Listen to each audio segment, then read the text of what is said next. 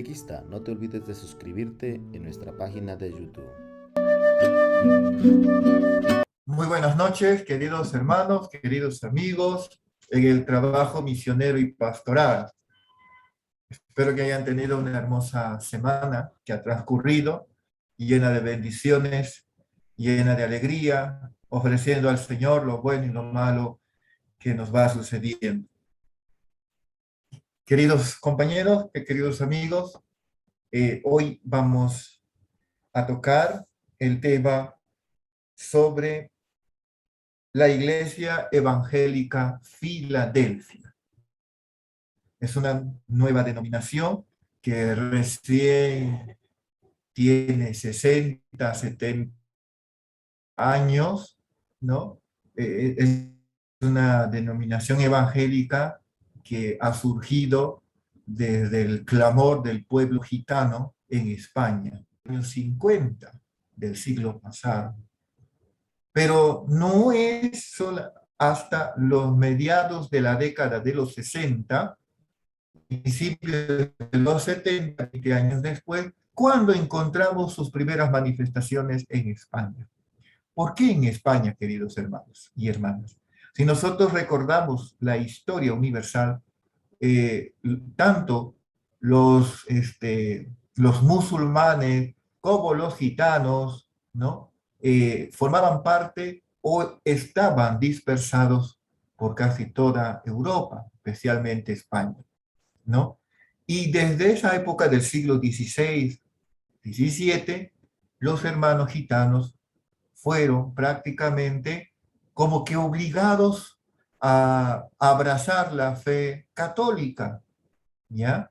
Tanto así que en los años 50 a 70, ¿no? Del siglo pasado, ellos vuelven, ¿cómo se llama?, a tomar sus raíces y por tanto la mayoría de ellos se pasan a esta iglesia evangélica Filadelfia porque se sienten a sus anchas, porque están contentos, porque se sienten que es una comunidad para ellos, ¿no? Recordemos que antes del Concilio Vaticano II, eh, la misa era en latín, ¿no? Y pues muchos de nuestros hermanos gitanos no sabían leer, eran analfabetos y por tanto no entendían la misa en latín. Y otra cosa también que a ellos les perturbaba era que los sacerdotes, los miembros de la jerarquía de la iglesia, eran, pues, ¿cómo se llama? No gitanos. Como les decía hace un momento, payos, ¿no? Los no gitanos. Y es así que ellos no se sienten a gusto, no se sienten felices, no se sienten en sí mismos, ¿no? Porque no hay nadie quien los entienda.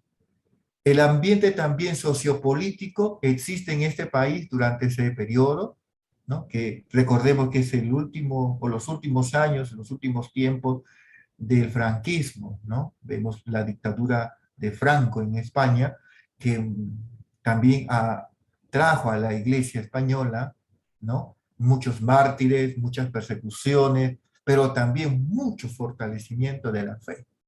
Facilitó de alguna manera el establecimiento de esta iglesia, debido al proceso de apertura que se estaba produciendo. A raíz, vuelvo a repetir, que nuestros hermanos gitanos se sentían bien, se sentían contentos.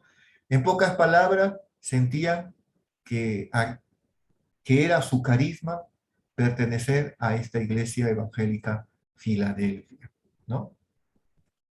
Porque recordemos que los gitanos tienen una espiritualidad muy alegre, muy cercana, tienen sus tradiciones, etcétera, ¿no? La expansión de esta iglesia por el territorio español, ¿no?, se produce gracias al contacto entre las familias gitanas que van transmitiéndose de unas a otras el conocimiento de esta nueva comunidad o de esta nueva religión, de esta nueva forma de ver el cristianismo, ¿no?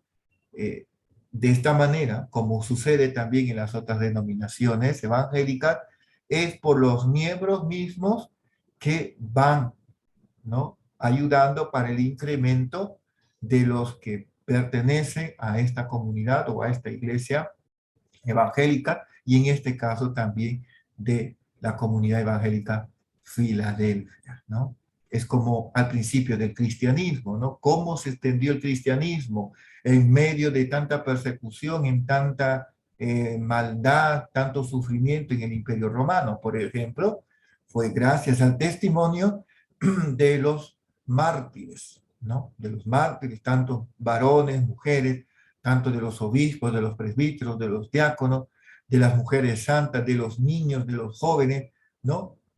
Todo este actuar misionero en sí también, en lo profundo, también invitaba ¿no? a las demás personas a abrazar la fe en Cristo.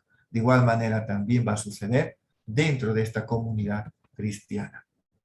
En nuestros días, queridos hermanos y hermanas, esta misión evangélica cuenta con un número muy considerable de adeptos, de aquellos que pertenecen, que están. Existe una cantidad de iglesias que ronda los 500 locales y 2.500 pastores. Miren qué coincidencia, estos pastores son pues gitanos, ¿no? Son gitanos, ¿no? Y que no tienen el poder absoluto sobre la comunidad, ¿no?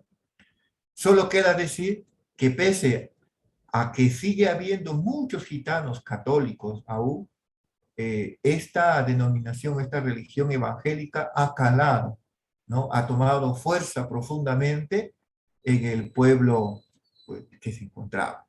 Siendo los gitanos, ¿no? Los gitanos evangélicos, muchos más practicantes en su religión que los gitanos católicos. ¿Ya? ¿Por qué? Vuelvo a repetir, porque nuestros hermanos gitanos evangélicos se sentían a gusto, se sentían como que ese era el lugar donde Dios quería que ellos estén. Mas no así sucedía con nuestros hermanos gitanos, que aún todavía se mantenían católicos, por lo menos en la base legal, en los documentos, aunque muchos ya no eran gitanos católicos practicantes. ¿Cómo sucede? En todo momento, en toda la historia. Ahora vamos a ver las características principales y qué tipo de estructura eclesiástica tiene esta comunidad, esta iglesia de Filadelfia.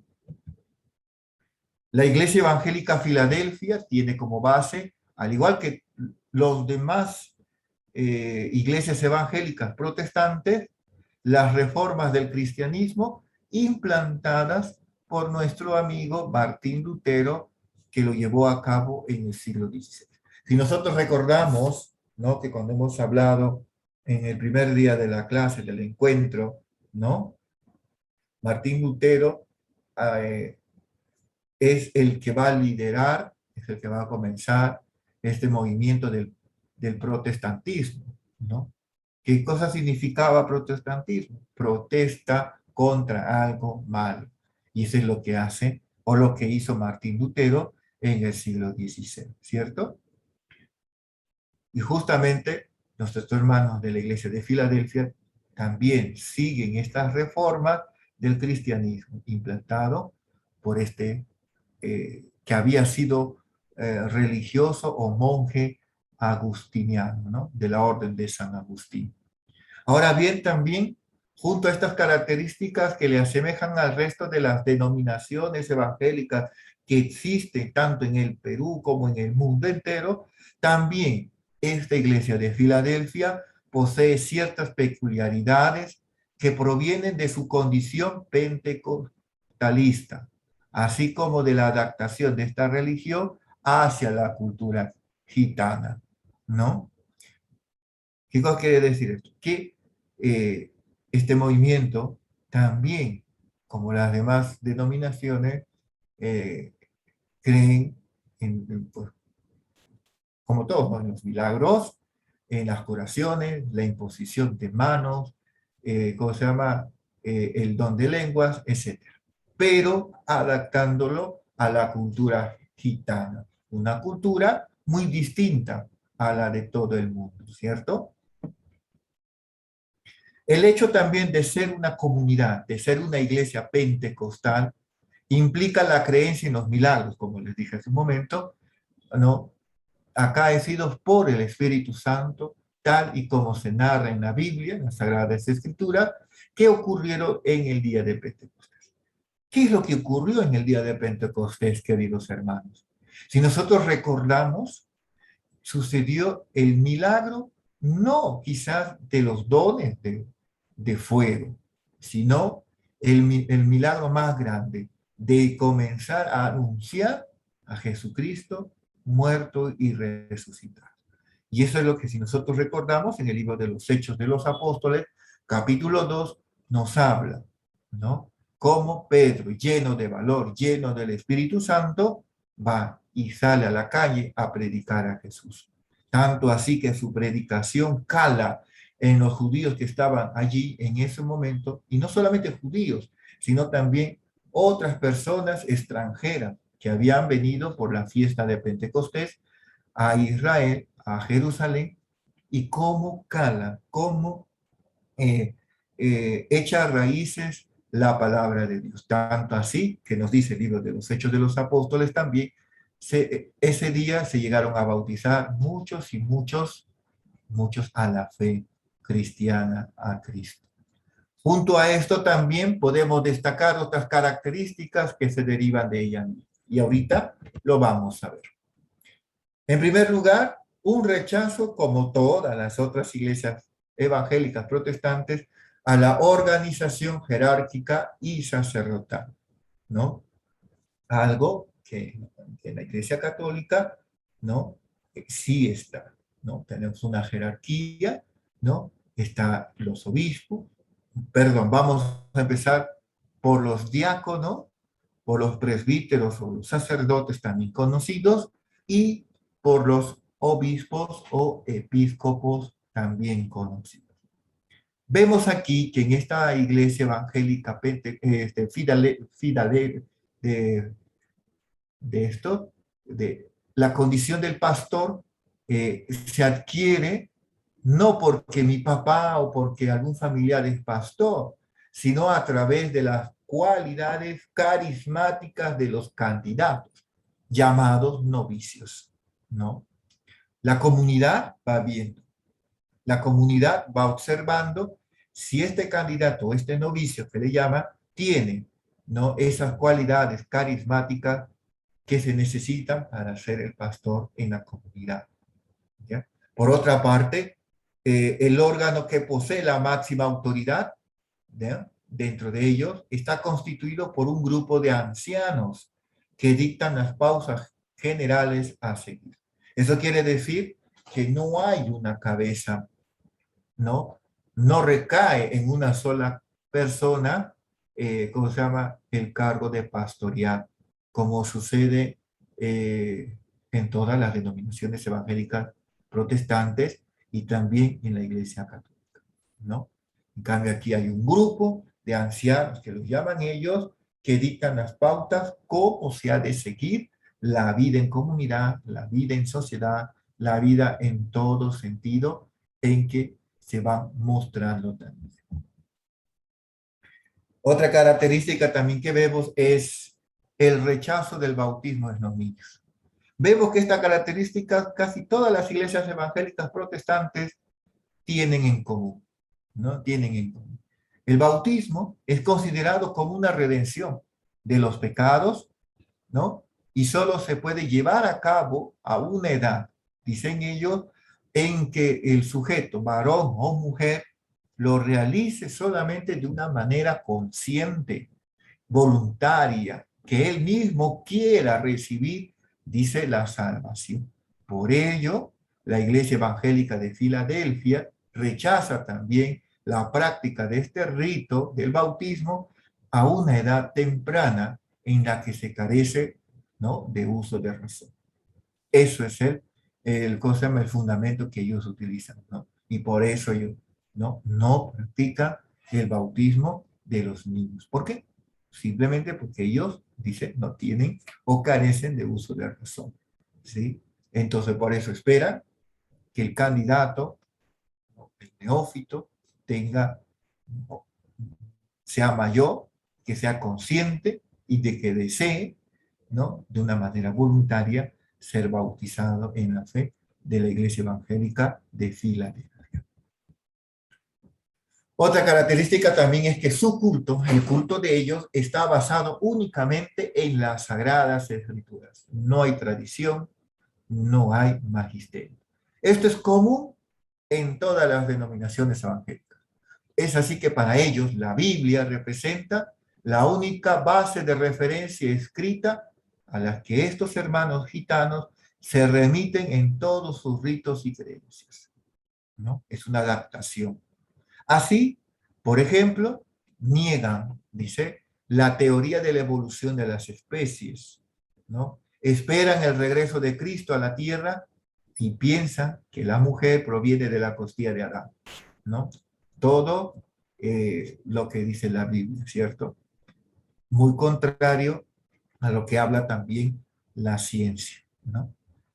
La libre interpretación también que se da a la Biblia o que realizan también los evangelistas representan el factor diferencial y fundamental entre las distintas denominaciones, ¿no?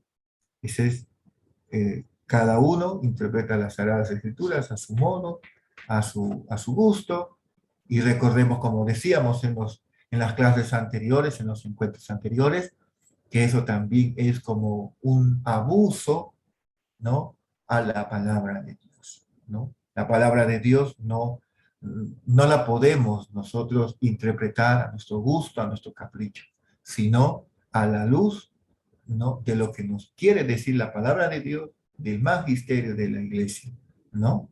A la luz de estos, ¿no?, de estas dos características. Y eso es lo que tenemos nosotros, los católicos. También vemos el problema de las imágenes, de los íconos, ¿no? Al igual que las otras iglesias protestantes, esta denominación de Filadelfia prohíbe la adoración de imágenes, ¿no? Ya sean en bulto, ya sea en íconos, ya sean en pintura, todo sentido, vitrales, qué sé yo, ¿no? Ellos también están en contra de esta práctica, ¿no? Prohíben, dice, ¿no?, la adoración de las imágenes. También vemos una importancia concedida a la inspiración interior. Esta característica, queridos hermanos y hermanas, entronca directamente con la ausencia de normas, ¿no? ¿Qué normas? Que se encuentran institucionalizadas en esta iglesia, en esta comunidad. Atribuyen también poderosamente a la fuerza del Espíritu Santo que impregna, dicen ellos, en sus manifestaciones de fe, ¿no? Por eso es una fe pentecostalista también, ¿no? Es eso. Los asistentes al culto tienen una total libertad para expresar públicamente y en cualquier momento su amor a Dios, ¿no? Ellos dicen que son libres. Los pastores, ¿no?, generalmente solo preparan una pequeña parte de su sermón, dejando que el resto fluya a través de la inspiración del momento, ¿no? Esto quiere decir que sus pastores están predicando y de un momento a otro, pues, se pueden dejar llevar por la colectiva religiosa, ¿no? Como ellos dicen, una total libertad, expresando públicamente en cualquier momento su amor a Dios, ¿no? Vemos que esta vivencia de la religiosidad de ellos se convierte también para los gitanos evangélicos en un dejarse llevar, ¿no?, por el momento, por la histeria, pero siempre observando unos límites que, pese a no estar definitivos al 100%, de una forma explícita, todos conocen. Eso quiere decir que la comunidad no solamente elige a sus pastores, a sus dirigentes, sino que también los cuida, ¿no? Los cuida entre ellos, ¿no? También debemos tener en cuenta que como los gitanos tienen una tradición principalmente nómada. ¿Qué significa la vida nómada? ¿No? Que no siempre están en un lugar, ¿no?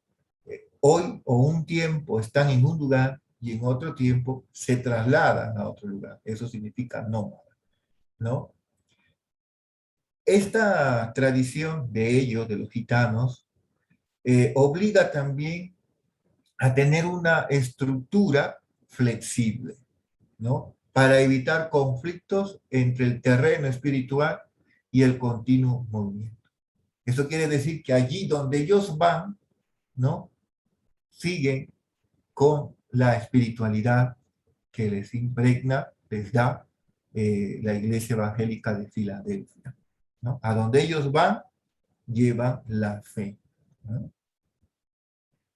Vamos a ver un poquito también la celebración del culto. A lo largo de la historia, el pueblo gitano ha mantenido una intensa relación con lo trascendental, que se manifiesta muchas veces a través de su cultura, también de diversas maneras. Entre ellas, un profundo respeto hacia los muertos. Otro, la práctica de distintas artes adivinatorias, ¿no? Ellos tienen ¿cómo se llama? La fama de leer las manos, las cartas, ¿no? El puchito del café y otras cosas más. También la creencia en maldiciones, ¿no?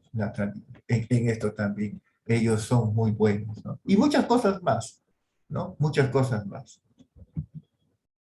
Los gitanos, a causa también de esta particular vivencia del fenómeno religioso que ellos viven, nunca, nunca, vuelvo a repetir, se han incorporado plenamente a la religión católica que imperaba en España, ¿no? Era un catolicismo muy grande, muy arraigado, lleno de procesiones, de ritos, de misas en latín, recordemos, y de muchos milagros, ¿no? Reliquia por aquí, reliquias por allá, ¿no? Quiere decir que los gitanos, por su misma forma de ser, ¿no? Llamados al misterio, ¿no?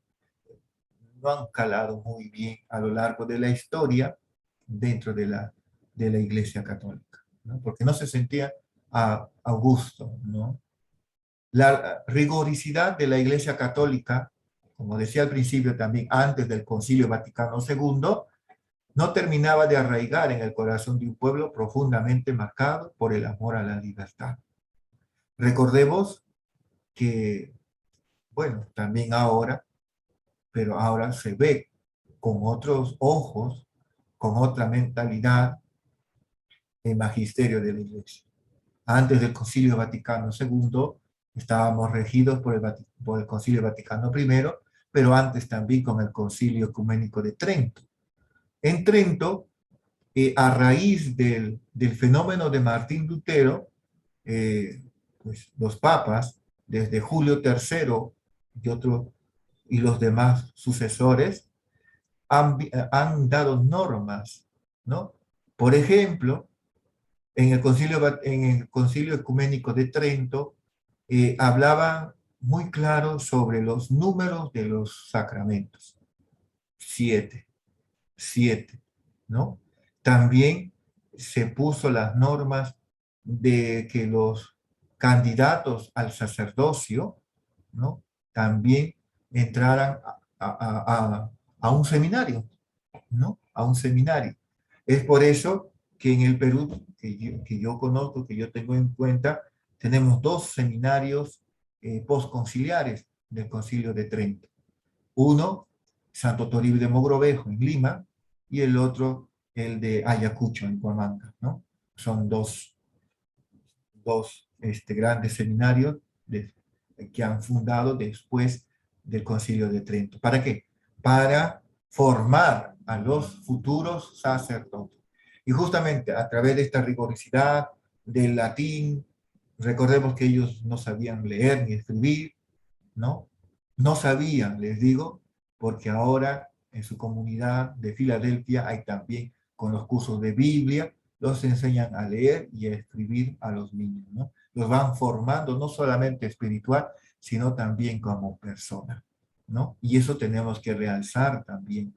Y justamente todas estas cosas estrictas de la Iglesia Católica como dice, ¿no? Ahí la cita, no entraba, no encajaba, ¿no? En el pueblo gitano, ¿no? ¿Por qué? Porque ellos tenían o tienen una espiritualidad libre. Y es por eso que esa libertad que ellos sienten les lleva a estar un tiempo aquí, otro tiempo en otro lugar, que se llama la vida nómada, ¿no? Es eso. Por otra parte, el hecho de que la misa se oficiara en latín era también otro problema también para ellos. Constituía también un factor que iniciaba alejamiento, pues hay que tener en cuenta, queridos hermanos y hermanas, que en la mayoría de los casos los gitanos ni siquiera dominaban el castellano, ¿no? Ni siquiera, y les resultaba imposible seguir las celebraciones a través de los famosos misalitos, ¿no? En algunos lugares todavía hay personas que siguen la misa con su misalito, con sus libritos, ¿no? Así se hacía antes del Concilio Vaticano II, porque la misa era en latín, ¿no? Y esto también resultaba imposible para los gitanos porque pues, muchos de ellos sabían leer a las justas. Y eso pronunciaban algunas palabras en castellano, ¿no? Y un castellano muy distinto a las de ahora, ¿no? Es un castellano antiguo, ¿no? Que muchos de nosotros a veces ni sabemos leer ni pronunciar, ¿no? También a todo esto hay que sumar el hecho de que las iglesias católicas estaban formadas por payos y tenían curas también payos, ¿no? Recordemos que los payos son los no gitanos, ¿ya? O sea, los gitanos, nosotros somos payos, ¿no? ¿No? En pocas palabras, ellos no se sentían bien y por tanto decían que esta religión, esta iglesia católica, no es para nosotros, ¿no? Y vemos que la convivencia de estas dos culturas, tanto de los gitanos y de los católicos normales y comunes, nunca ha sido satisfactoria. Nunca hubo ese lazo de amistad, ¿no? Que se podría haber construido. Esto por las distintas maneras de ver la vida, ¿no? De ver, pues, todas las cuestiones que se nos presentan. Diferentes formas de pensar. Sin embargo, la aparición de esta iglesia evangélica de Filadelfia ha supuesto para el amigo, la amiga gitano o gitana, una posibilidad también de manifestar su religiosidad de una manera mucho más acorde con su cultura, más libre, más espontánea. En sus celebraciones evangélicas, el gitano puede expresarse, ¿no? De su religiosidad con libertad, sin verse sujeto a unas pautas de comportamiento que están ahí bajo reglas, normas, leyes, ¿no? Los pastores son gitanos, al igual que sus asistentes, y en el culto pueden dar rienda suelta a su ser, a su expresividad mediante los cantos y alabanzas. Por esa parte, el pueblo gitano es muy alegre, les gusta bailar y todo lo demás, ¿no? Agarran la pandereta, el bombo y se pone, hay una gitana, escucha música y se pone a bailar, ¿no? Por naturaleza es una, tienen un temperamento muy alegre, muy extrovertido, ¿no? De repente algo distinto a algunos de nosotros que tenemos un comportamiento o un temperamento muy introvertido, ¿no? Somos callados, no hablamos mucho, o de repente no nos interesan las cosas, y o nos da o nos viene, ¿no? Pero ellos no, ellos tienen otro tipo de pensamiento. Todos estos factores también han hecho de la Iglesia Evangélica de Filadelfia una religión en que los gitanos se sienten a gusto y que lo reconocen como suyo, como propio, ¿sí? Esto es algo muy primordial en ellos. Ahora vamos a ver algunas de sus influencias en la dinámica social, ¿no? En el campo social, cómo ellos se mueven, en qué campo y cómo lo hacen. El primero, el ámbito educativo. El aprendizaje de los niños gitanos, especialmente en su propio ambiente, ¿no? Que gira de manera especial en torno a la familia y tiene como objetivo también la transmisión de los valores y las normas del grupo, así como de la cualificación necesaria para desempeñar una función dentro del ámbito laboral familiar, ¿no? Especialmente para ellos los gitanos en la venta ambulatoria, en el intercambio comercial o aquellos oficios que puedan desarrollarse con una cierta autonomía. Hasta eso también ellos son libres, ¿no? Ellos trabajan las horas que quieren, el momento que quieren, todas esas cosas. Pero todo es por la venta ambulatoria, ¿no? Que por ahí se puede ver. Esta iglesia de Filadelfia ha llevado también a cabo una labor muy importante promoviendo el aprendizaje de la lectura de aquellos gitanos que no saben leer. ¿Para qué? Para que les sea posible el acceso a la Biblia, ¿no? Todos allí tienen que tener como norma de vida lo que dice la Biblia y por tanto tienen todos que saber leer, ¿no? Es igual como nosotros también. Si queremos leer un libro, leer una nota o un periódico, ¿no? O un WhatsApp o un mensaje de Facebook, pues tenemos que saber leer. Y no solamente saber leer, sino también tener buena comprensión lectora, porque a veces podemos escribir una cosa, ¿no? Pero el que recepciona el mensaje puede entender otra cosa, ¿no? Por eso es muy importante no solamente saber leer, sino también tener buena comprensión lectora, auditiva, ¿no? Y pues, para poder entender bien lo que dice el Señor. Todo eso también es muy importante para ellos, ¿no? Por otro lado, la celebración del culto constituye también un lugar de aprendizaje para los asistentes.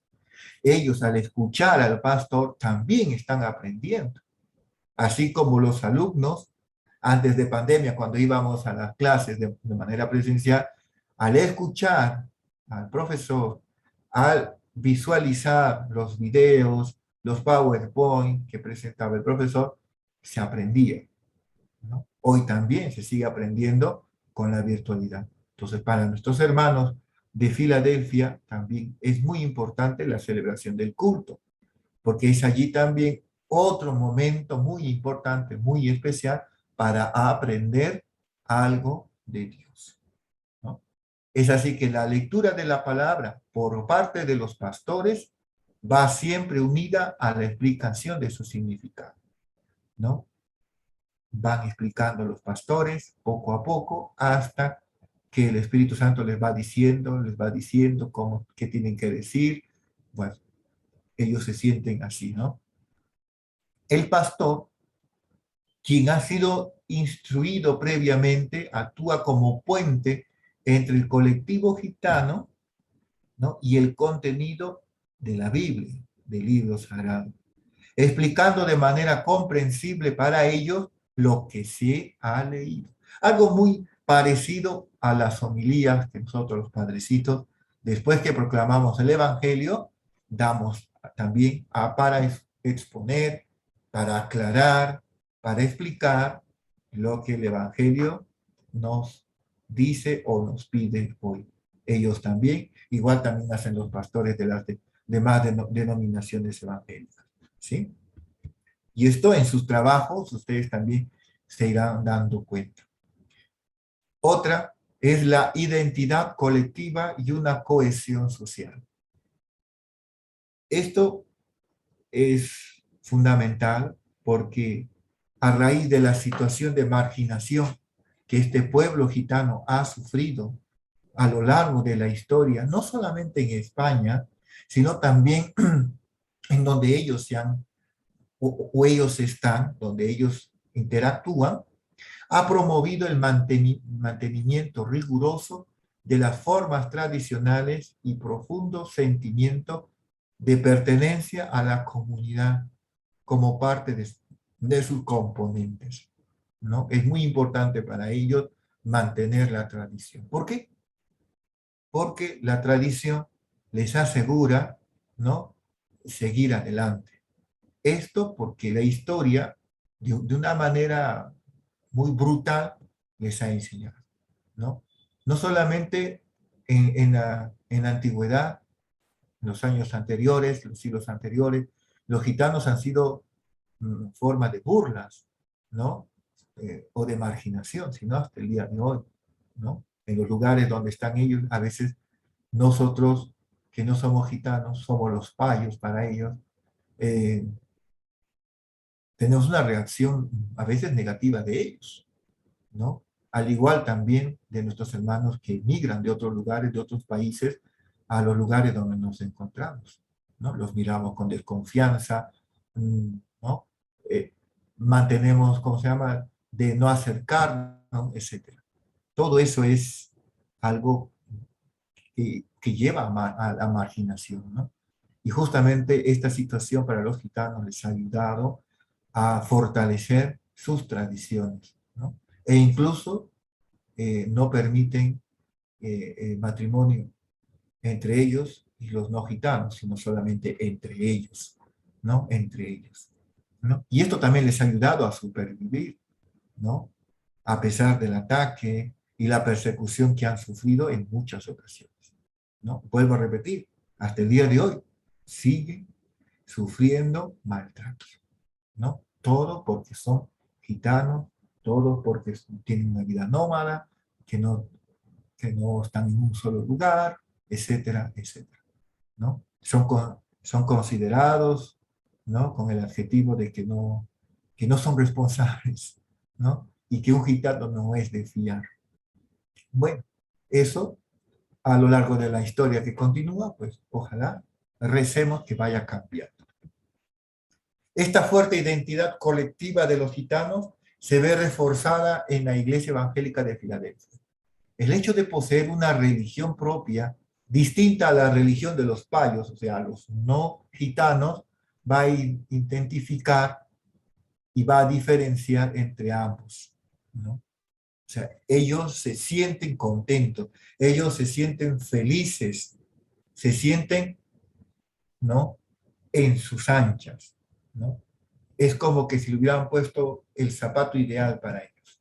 Se sienten bien, según su forma de ser, ¿no? Muy alegre, muy abierta, ¿no? Y ahí encuentran todo, ¿no? Recordemos que en su culto ellos se dejan llevar por, ¿cómo se llama?, por una libertad del espíritu, como dicen, para poder alabar al Señor, ¿sí?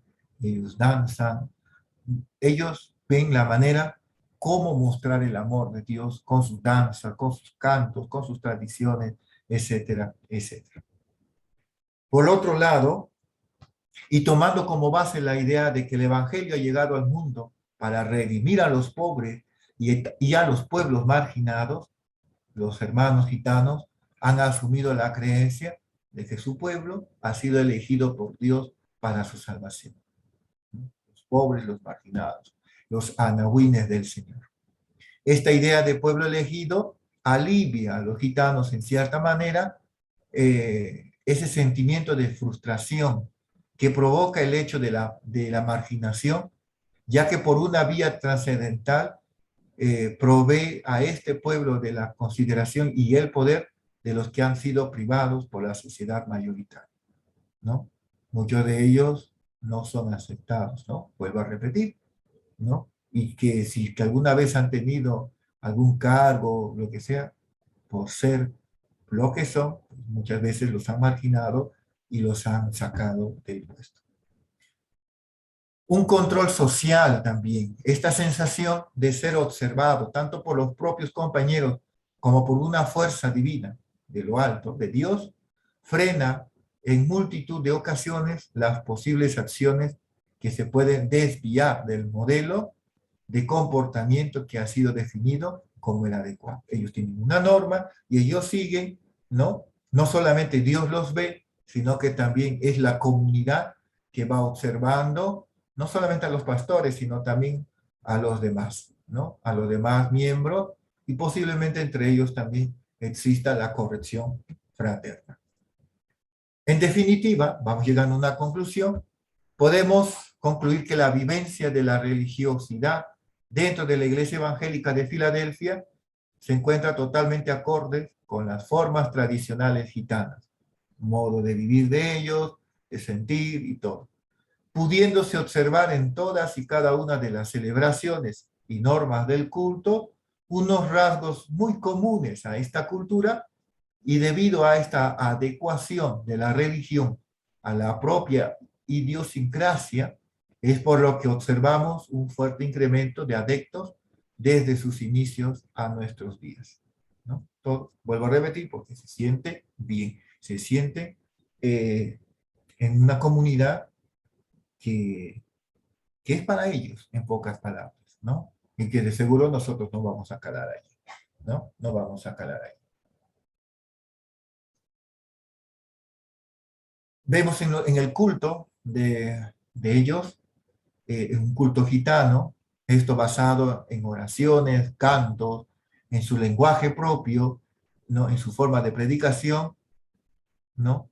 Donde el gitano o los miembros puede participar. La predicación se hace accesible, se hace amena, variada, se usa la Biblia, se dice algo de contenido, por eso el gitano no se aburre, es más, se va identificando en lo que vive, en lo que escucha y en lo que le predica. Muy bien, queridos hermanos, vamos a...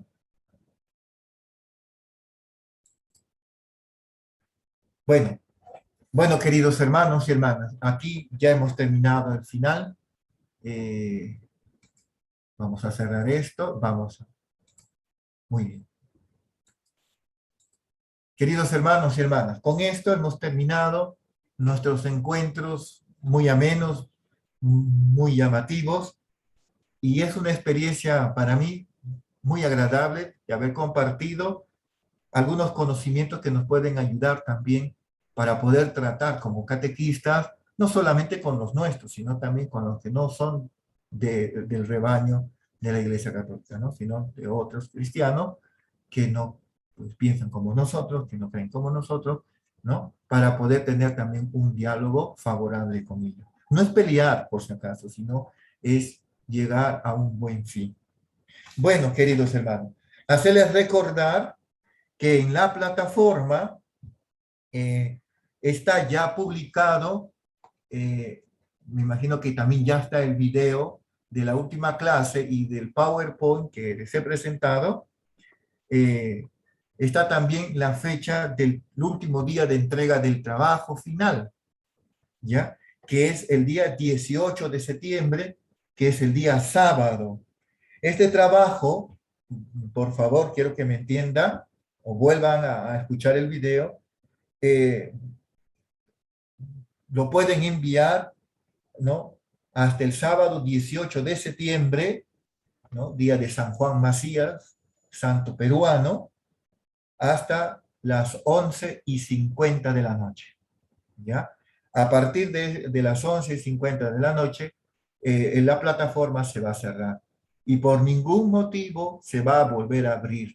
Por esa parte, yo voy a ser bien estricto y lo voy a pedir al padre Raúl de que no abra eso, ¿ya? Por favor, ya he visto la plataforma, hay algunos hermanos que ya están subiendo sus trabajos finales y otros que están subiendo también los dos cuestionarios. Recordemos que también en la plataforma van buscando del día 16 y el día 30 de agosto, ahí está también, ¿cómo se llama? Para que ustedes puedan colgar, puedan subir las respuestas, pregunta y respuesta, claro está, con nombres y apellidos de quiénes son, de qué grado, de qué año. De igual manera también en sus trabajos pongan eso de qué año, ¿no? Están, ¿no? Apellidos y nombres, y pues bueno, a seguir adelante, ¿ya? Vuelvo a repetir, por favor, hay que ser precavidos, ¿ya? A última hora las cosas no salen bien, ¿ya? A última hora las cosas nunca van a salir bien. Por favor, yo les pido desde ahora, por caridad, que si no han terminado su trabajito y no han terminado todavía de responder sus preguntitas del día 16 y del 30 de agosto, vayan haciéndolo ya. ¿no? Por favor, no esperen a última hora. La plataforma, vuelvo a repetir, a las 11:50 de la noche se cierra y ya no se abre. Entonces, yo evaluaré, yo estaré leyendo ya los trabajos y poniendo las notas respectivas, ¿ya? Las notas respectivas. Entonces, les deseo mucha suerte, eh, mucho empeño, porque voy a ser estrictos en el trabajo, voy a leer. Por eso no les he dejado otros trabajos, no les estoy tomando ningún examen, solamente este trabajo. Este trabajo y los dos cuestionarios.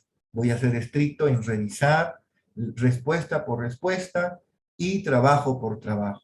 De eso, de seguro que todos, con la ayuda de Dios, espero que todos aprueben de 15 para arriba, porque no es un curso tan difícil ni tan agobiante, sino es algo práctico que nos puede ayudar, ¿sí?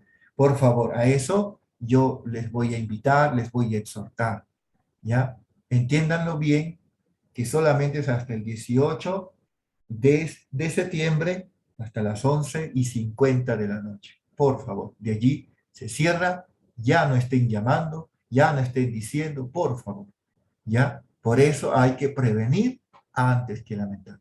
Yo felicito a aquellos y aquellas que ya han subido a la plataforma su trabajo, ¿no? Entonces yo ya estoy leyéndolos, ¿no? Y me están gustando sus trabajos, ¿no? Y los voy felicitando, ¿no? De manera virtual, ¿no? Entonces, de igual manera, exhorto a los que todavía no lo han hecho, por favor, hacerlo, ¿ya? ¿Para qué? Para que ustedes puedan continuar con su formación, con los siguientes cursos, con los siguientes docentes que les van a ir enseñando, ¿sí? Yo, por mi parte, muy agradecido con cada uno de ustedes, muy contento, ¿no? Por haber compartido esto, este curso, estos temas con ustedes.